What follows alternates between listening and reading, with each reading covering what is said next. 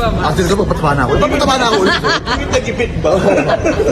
Now on the top stories, Paolo Contis adik nga ba sa droga, dahilan kung bakit pumayat at bumagsak ang kanyang pangangatawan. Dahilan sa likod ng mistulang pagbaba ng timbang ni Paolo Contis, itinanggi ng kapuso actor TV host ang pagiging drug addict ang dahilan ng kanyang mistulang pagbaba ng timbang. Nilinaw ni Paolo sa kaswal at kalmadong paraan ang dahilan sa likod ng tila pagbaba ng kanyang timbang.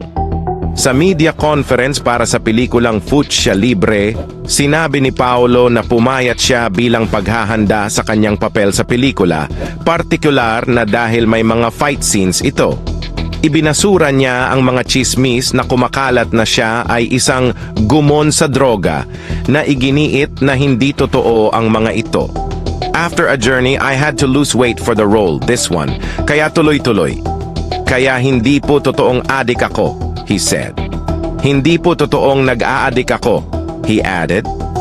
Nang tanungin tungkol sa mga alingaw-ngaw ng breakup nila ng kanyang girlfriend na si Yen Santos, pinili ni Paolo ang isang mabilis na no comment na tugon na nagpapahiwatig na mas gusto niyang iwasang pag-usapan ang bagay na iyon. Kamakailan, bumulong ang social media sa mga obserbasyon mula sa mga netizens na napansin ang pagtanggal ng post sa kanya ng pagbati sa kaarawan ng aktres, na dati ay tinawag siyang matalik na kaibigan.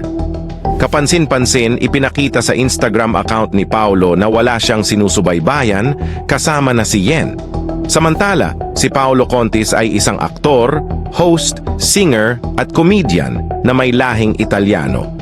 Nagsimula ang kanyang karera bilang child actor sa sikat na palabas sa ABS-CBN na Ang TV noong 1990s. Sa kabila ng paglabas sa mga kilalang teleserye tulad ng Mara Clara, nakilala niya ang mga programa tulad ng Ang TV at ang sitcom na Okie Dokie Doc. Bilang miyembro ng Star Circle Batch 3 noong 1996, lumipat si Contis sa mga teenage role na nakakuha ng katanyagan sa kanyang bahagi sa youth-oriented drama na Tabing Ilog. Noong 2004, lumipat siya sa GMA Network, nagsaliksik sa mga mas mature na tungkulin, madalas na naglalarawan ng mga antagonist. Kapansin-pansin, nanalo siya ng Best Actor sa 24th PMPC Star Awards para sa kanyang papel sa Banal noong 2008. Sa buong karera niya, nagho-host si Contis ng iba't ibang palabas, kabilang ang comedy reality series na Wipeout Matira ang Matibay at ang drama series na Little Star.